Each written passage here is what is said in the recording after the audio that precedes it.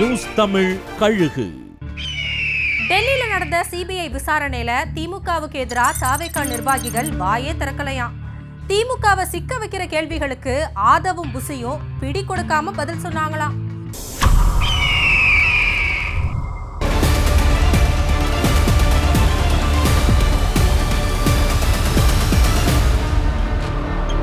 கரூர் கூட்ட நெரிசல் வழக்கு தொடர்பா டெல்லி சிபிஐ ஆபீஸ்ல விசாரணைக்கு ஆஜரான தாவேக்காவோட ஆதவ் அர்ஜுனா, புஸ்ஸி ஆனந்த், நிர்மல் குமார் கிட்ட முதல் நாள் 9 மணி நேரம் விசாரணை நடத்தப்பட்டுச்சு.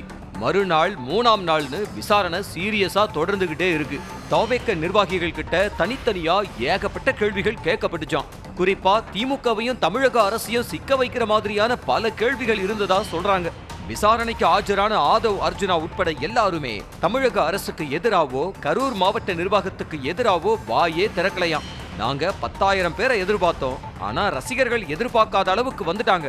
திடீர்னு ஏற்பட்ட அசாதாரணமான சூழ்நிலையை யாருமே எதிர்பார்க்கல. எங்களால சமாளிக்க முடியல. மாவட்ட நிர்வாகம் எங்களுக்கு ஒத்துழைப்பு கொடுத்தாங்க. பாதிக்கப்பட்டவங்களை காப்பாத்துறதுல முழு கவனமும் செலுத்தினாங்கன்னு சொன்னாங்களாம். திட்டமிட்டு அந்த நெரிசல் உருவாக்கப்பட்டுச்சா, போலீஸ்காரங்களே அப்படி ஒரு சூழ்நிலையை ஏற்படுத்தினாங்களா அப்படிங்கிற தொனியில பல கேள்விகள் இருந்ததா சொல்லப்படுது. ஆனா எங்கேயுமே திமுகவை தாவேக்க நிர்வாகிகள் விட்டு கொடுத்து பேசலங்கிறாங்க.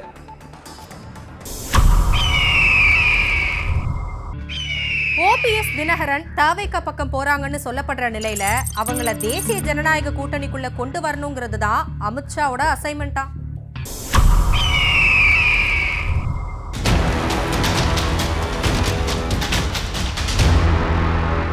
பொங்கலுக்குள்ள தினகரனும் ஓபிஎஸும் தாவேக்க கூட்டணிக்கு வந்துடுவாங்கன்னு செங்கோட்டையன் நம்பிக்கையா சொல்லிக்கிட்டு இருந்தாலும் அவங்க தாவேக்க பக்கம் போறத அமித்ஷா விரும்பலையாம். பாஜக தரப்பிலிருந்து 2 பேர்கிட்டையும் தொடர்ந்து பேசிக்கிட்டு இருந்தாலும் கூட இன்னும் உறுதியான பதில கொடுக்கலையாம். இந்த நிலையில மாவட்ட வாரியாவும் தொகுதி வாரியாவும் அமமுகவோட நிர்வாகிகள் கூட்டத்தை நடத்திக்கிட்டு இருக்கிற தினகரன் பல தொகுதிகளுக்கு தன்னோட வேட்பாளர்களையும் அறிவிக்க துவங்கி இருக்காரு. அமமுக இடம்பெற கூட்டணியில ஆண்டிப்பட்டிய அமமுகவுக்கு தான் ஒதுக்கணும், நானே கூட ஆண்டிப்பட்டியில நிப்பேன்னு தினகரன் பேச, திருச்சி கூட்டத்துல முசிறி தொகுதி அமமுக வேட்பாளரா முன்னாள் எம்எல்ஏ ராஜசேகரனை அறிவிச்சாரு தினகரன். நாங்க சேரப்போற கட்சி கிட்ட 50 தொகுதியை கொடுங்க, 80 தொகுதியை கொடுங்கன்னு கேட்க மாட்டோம், எங்க பலத்தையும் யதார்த்தத்தையும் புரிஞ்சு எங்களுக்கான தொகுதிகளை வாங்குவோம்னு பேசியிருக்காரு. தினகரன் வேட்பாளர்களை அறிவிச்சு உறுதி செஞ்ச தொகுதிகளை மறுக்காம கொடுக்கிற ஒரே கட்சி தாவேக தான். அமித்ஷா லெவல்ல பிரஷர் கொடுத்தா, தினகரன் அறிவிச்சிருக்கிற தொகுதிகளை கொடுத்தா கூட்டணிக்கு வருவோங்கிற நிபந்தனைய அமமுக விதிக்குதான்.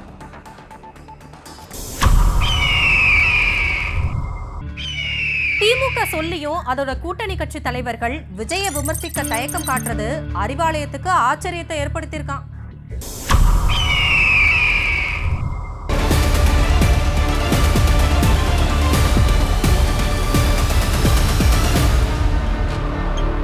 திமுகவோட முக்கியமான அறிவிப்புகளை வெளியிடுற அறிவாலயத்தோட முக்கிய நிர்வாகி கூட்டணி கட்சி தலைவருக்கு போன் போட்டு ஒவ்வொரு விஷயத்திலையும் விஜயை எப்படி விமர்சனம் செய்யணும், விஜயோட பேச்சுல அறிக்கையில இருக்கிற பொய்களையும் எது உண்மைங்கிறதையும் கடுமையா விமர்சிச்சு பேசணும், இல்ல அறிக்கை விடணும்னு கேட்டுக்கிட்டாராம்.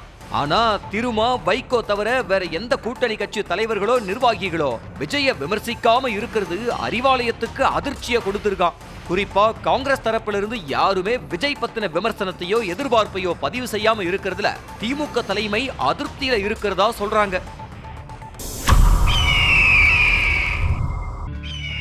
விசுவாசிகளுக்கு தன் பிரச்சாரத்துல முக்கியத்துவம் தராம கட்சிக்கு எதிராக வேலை செஞ்சவங்களை தனக்கு பக்கத்துல நிக்க வச்சு அழகு பாக்குறாருன்னு இபிஎஸ் மேல அதிமுகவுக்குள்ள அதிருப்தி அளவு வீசிட்டு இருக்கான்.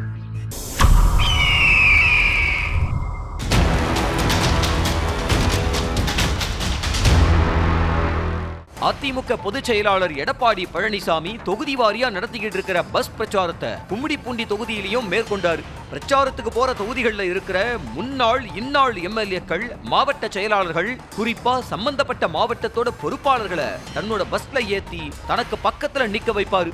ஆனா கும்மிடிப்பூண்டி தொகுதிக்கு பொறுப்பாளரா நியமிக்கப்பட்டு கடந்த 1 வருஷமா கடுமையா உழைச்ச முன்னாள் அமைச்சரும் கட்சியோட சீனியருமான பொன்னையனை பஸ்ல ஏத்தலையாம். குறைந்தபட்சம் கும்மிடிப்பூண்டி பிரச்சார தகவலை கூட பொன்னையனுக்கு சொல்லலங்கிறாங்க.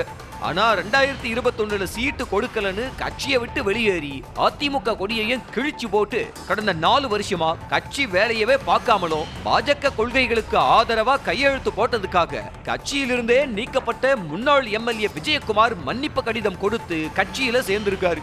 அவரை அழைச்சி இபிஎஸ் தன்னோட பிரச்சார வாகனத்துல ஏத்துனது ஏன்னு திருவள்ளூர் அதிமுகவுல அதிருப்தி அலை வீசிக்கிட்டு இருக்கான்.